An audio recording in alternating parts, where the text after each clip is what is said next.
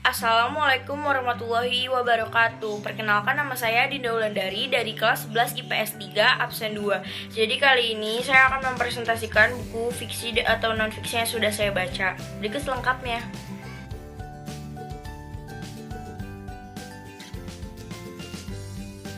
Presentasi buku fiksi atau non-fiksi.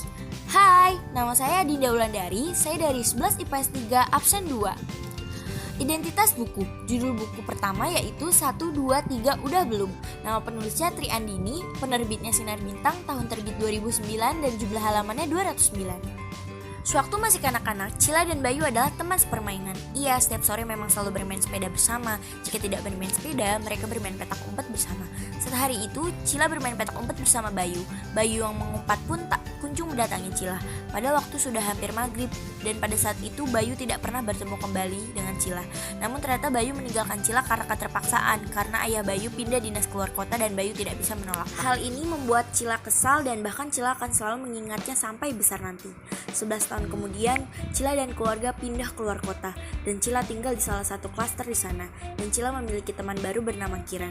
Kiran sangat baik sekali pada Cila dan harapan Cila pindah ke rumah baru itu agar ia bisa melupakan Bayu, teman masa kecilnya. Namun Cila salah, bahkan setelah 11 tahun Bayu tidak hadir dalam hidupnya, rasanya tidak ikhlas tinggalkan Bayu masih ada. Cila bingung apa yang sebenarnya ia rasakan. Apa mungkin Cila jatuh cinta pada Bayu sejak masih sepermainan? Cila pun semakin lama semakin dekat dengan Kiran. Cila suka bercerita mengenai masa lalunya, begitu juga dengan Kiran. Dan mereka pun memutuskan untuk bersekolah bersama untuk memudahkan mereka untuk berangkat dan pulang bersama. Hari pertama saja sudah telat. Ini akibat Kiran ke sekolah terlalu lambat dan semalam Kiran bercerita hingga larut malam. Tak heran jika hari ini Cila dan Kiran terlambat.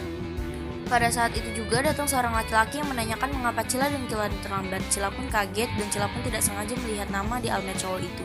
Bahkan namanya sama, Bayu manusia yang paling Cila benci di dunia ini karena telah meninggalkannya 10 tahun lalu. Keringat yang bercucuran dan air mata yang ingin menetes karena takut mengingat namanya. Cila pun segera menunduk dan kabur dari barisan keterlambatan itu. Ya, memang sesak waktu itu, walaupun hanya mengingat namanya rasanya masih sakit. Sejak Cila tahu di sekolah ini ada cowok yang bernama Bayu, ia berharap tidak akan pernah bertemu cowok beralmet biru itu lagi. Namun semesta tidak berkehendak kepada Cila. Bahkan semesta selalu mempertemukan Cila dengan cowok beralmet biru itu. Suatu hari, ketika Cila dari perpustakaan, Cila tidak sadar menabrak seseorang. Karena bawaan bukunya yang sangat banyak dan mereka berdua jatuh, bukunya berserakan dan Cila melihat yang ia tabrak adalah cowok beralmet biru itu. Ya, itu Bayu. Setelah kejadian itu, Cila tak sadar bahwa buku diarinya hilang. Ia bertanya kepada Kiran, namun jawaban Kiran tak sesuai harapan. Lalu kemana hilangnya buku Cila? Di sisi lain, cowok beralmet biru itu memegang buku diari pink yang bertuliskan Ciladai dengan motif hati di covernya. Bahkan, ia tak menyangka kebetulan yang semesta berikan menjadi awal pertemuan mereka. Cila yang terpaksa harus mengambil bukunya dan ia harus melihat cowok beralmet biru itu. Setelah pulang sekolah, mau tidak mau Cila menghampiri kakak kelas beralmet biru itu di ruang OSIS. Oh iya, dia Bayu, dia adalah ketua OSISnya. Tak heran jika ia bisa menjadi ketua OSIS, cuma modal tampang. Cila yang menunggu Bayu dari tadi seperti orang bodoh yang berdiri di depan ruang OSIS. Dan pada saat Bayu datang, ketus Cila kesal. Buku lo gak ada di rumah. Kalau lo mau jam 3 gue kelar OSIS, nanti pulang bareng gue, perjelas Bayu. Setelah Bayu menyelesaikan rapat OSIS, Cila pun ikut pulang bersama. Demi apapun, ini terakhir kalinya gue ketemu sama nih orang. Dan gak mau lagi gue pulang bareng. Kalau gak ada keperluan aja, gue males. Dengus Cila kesal. Jangan kesal, nanti suka. Ayo cepat pulang. Ketika cowok bernama Bayu itu menyautinya. Banyak hal yang dirasakan oleh Cila ketika on the way ke rumah Bayu. Untuk mengambil buku saja, keringat bercucuran, grogi, dan rasa kesalnya yang tak kunjung hilang.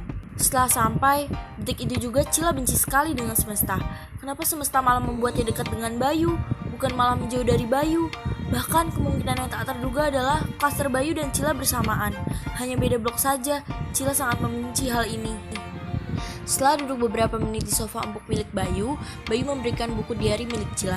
"Makasih," ucap Cila. "Sama-sama," balas Bayu. "Buku itu penting banget ya buat lo." Seketika Bayu menanyakan hal yang tidak terduga untuk Cila. "Semuanya ada di sini. Harapan, impian, sahabat, keluarga, pokoknya banyak deh," balas Cila. "BTW maaf ya, gue suka galak sama lo karena lo ngingetin sama seseorang yang ninggalin gue 11 tahun lalu." Cila tidak sadar kata itu terlontarkan pada Bayu.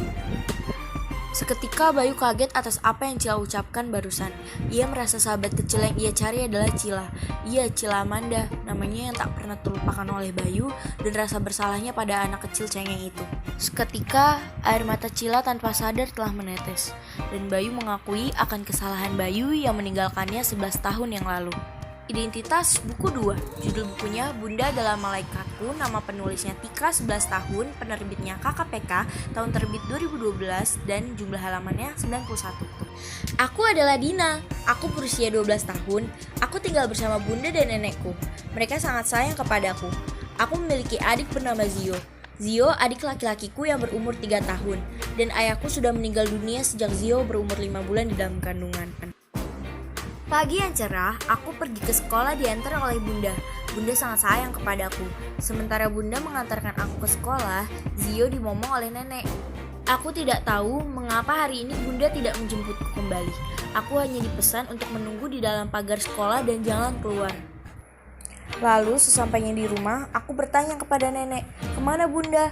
Nenek seperti berusaha menutupi sesuatu dariku. Dan keesokan harinya, aku tidak dijemput lagi oleh bunda. Dan lama-kelamaan aku pun tahu bahwa bunda mengidap penyakit kanker ganas. Dan aku belum tahu kalau itu dapat menyebabkan kondisinya semakin buruk dan bunda harus dirawat di rumah sakit.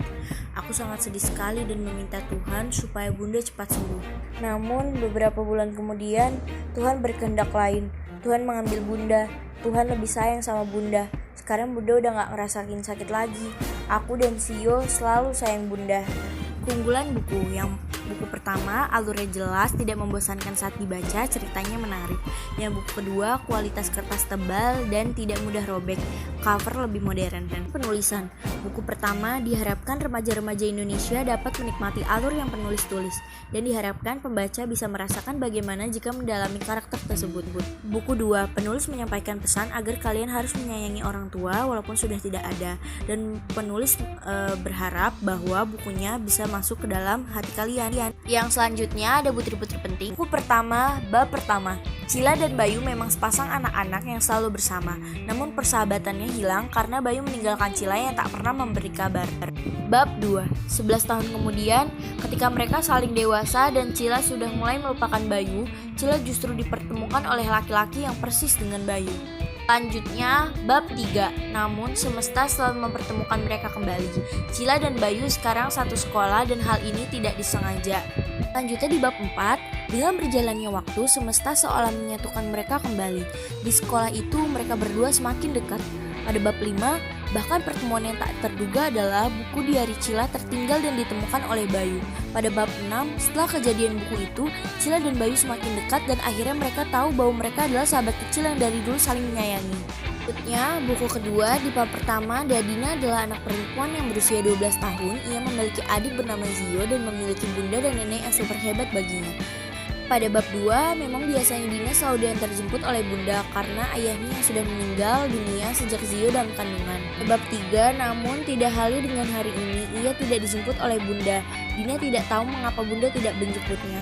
Pada bab 4, ternyata rasa sakit bunda tidak bisa ditutup lagi. Neneknya berkata bahwa bunda sakit kanker ganas, dan aku sangat sedih mendengarnya. Setelah 5 bulan sakit bunda akhirnya dipanggil oleh Tuhan, dan semoga aku selalu kuat.